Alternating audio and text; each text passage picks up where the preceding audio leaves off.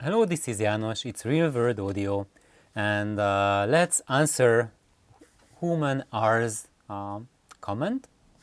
Uh, and he wrote about active cabinets, and he says, from a place of pure intuition, mixed with my engineering brain, and more poetry than science, I have to believe that active live speaker cabinet, as you speak of, works when you are speaking of a low power amplification and highly sensitive drivers.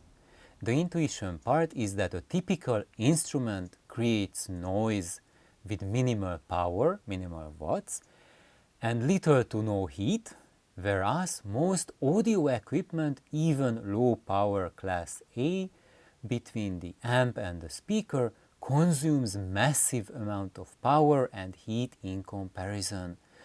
So in order to mimic an instrument in the truest sense of the word, we must get closer to how nature produces sound. And I think you are really close to how I imagine and think what's going on. And I'd like to elaborate a little bit on this because there's always like, we are trying to figure out how, firstly, how we can make our stereo system reproduce acoustic instruments more like real acoustic instruments. To me, that is high fidelity, that is high-end audio in its truest sense. Because if we think about high-end audio to mimic some artificial sound to our taste, that's really just highly polished audio or highly tweaked audio or highly deformed audio, but it's not something that I would consider as a quest for like reproducing a violin or human voice. So what's going on? Where human are is coming from, or what he is saying is that all instruments, when you play on them, they produce very little to no heat. So the energy that is required to get sound of them, like if you are playing on the strings of a violin or plucking the chords of a guitar, there's extremely little energy employed to make the instrument resonate, to come up with the sound. And when we have a more active cabinet, then the cabinet, well, we could say that it is part of creating the sound, but I think that's not the right way to think about it. And let me see, I have some pictures of violin insides here that will help us guide a little bit on just imagining what's going on with music instruments. So maybe here, let's zoom in a little bit. So here there are photos taken with the camera inside a violin's body. And what's happening there is that the energy vibrates the body of the violin. And the same thing happens with your loudspeakers. And in the case of a violin, there are strings above the chassis or above the body of the violin, and they make it vibrate. And in the case of a loudspeaker, there is a driver moving up and down, and that creates the resonances inside the cabinet. And that is common between them. And because the violin has strings inside that moving membrane, that's why it can create a very limited set of sounds compared to a loudspeaker where we have the cabinet. Oh, let's bring up the ISO here. Can we bring up the ISO?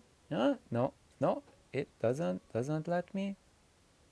Yes, it lets me. So maybe too much. Yes. So in that case, we see the same thing happening as inside the violin's body, or in both speakers' cases. That as the driver vibrates, the sound inside resonates in the cabinet. So what is the difference? uh, between a dead cabinet and a live cabinet. So what is happening? So it's the same difference. Let's just bring the ISO down here. Yes, maybe too much. Okay. So what happens is the same thing as in a live instrument. So when we think about making a direct comparison between a live cabinet and a dead cabinet is not a good comparison, that a live cabinet is like a music instrument and a dead cabinet is a loudspeaker, but the actual true comparison is that a live cabinet is like a high quality violin cabinet or a high quality guitar cabinet or a high quality piano, and the dead cabinet is like a very low grade violin or a very low grade guitar, because as we go down with the gradings of music instruments, that's when the bodies of those instruments get thicker, get more dead, less resonant, and both of them sound like a violin, or both of them sound like a guitar, both of them sound like a piano, but one sounds like a broken piano, the dead one, and the live one sounds like a working, really good instrument. And it's true for every single instrument that has a wooden body. And we notice the same thing as we notice in loudspeaker cabinet, that as we get higher and higher grade with instruments, with these wooden bodied instruments, they get more dynamic, more loud, more defined in their sound. And that's what we get in loudspeakers as well. As we get more and more live cabinets, why is it? Sorry, I put the timer so that it tells us that I will have trouble uploading the video if I keep it longer. And even though I set the timer to really quiet, it's just blaring. I don't know. So anyway, it interrupted my thoughts. But going back to loudspeakers, the more active a loudspeaker is, the more dynamic, the more defined it will sound, the quicker it can transmit the energy from inside the wood, inside the cabinet of the instrument to the air, because that's what the instruments do as well. So the body is there to transmit the energy that is condensed, that is compressed inside to the outside world. And the cabinet is doing the same thing. Now, all of these instruments which have the nice wood, which are the higher grade instruments, they have long grain structure. They have these nice long dense fibers. And when you have resonances that run along those fibers, they are very fast transmitted to the outside world.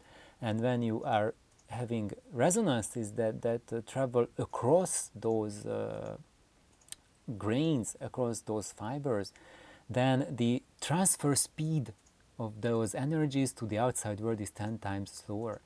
And when we use lower and lower grade instruments, then this transmitting capability of the energy gets lower and lower, poorer and poorer, and it will mean that the energy is going to get stored in the body for longer and longer time.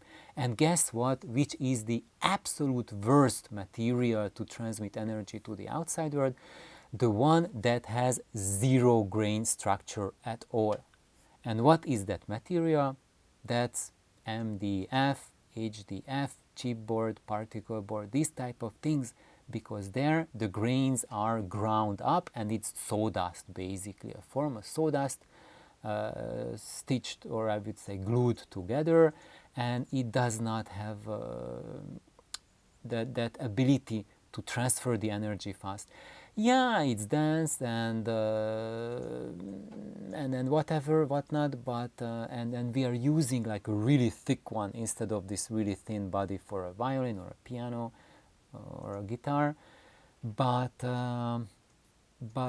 so it transmits, it holds more of the energy inside the cabinet, but it also means that it smears the energy more. And even though there's much lower contribution to the output, that contribution is going to have a very, very strong character on its own. And this is the same for music instruments as well. When you have a low-grade violin, it does have a very strong character of its own, even though it's much less resonant than a high-level violin. But anyone, even with a hearing aid, can really spot a really bad violin compared to a good sounding one.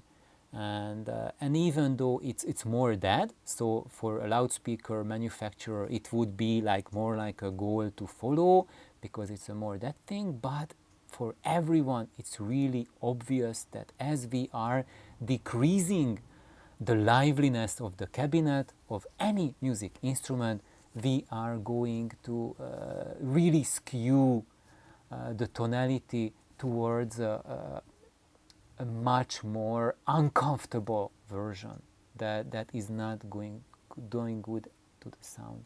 So I hope this a little bit helps everyone to think a little bit like music instrument makers think.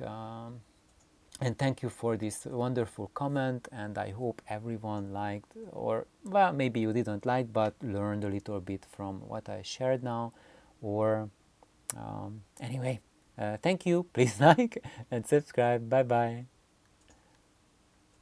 Where's the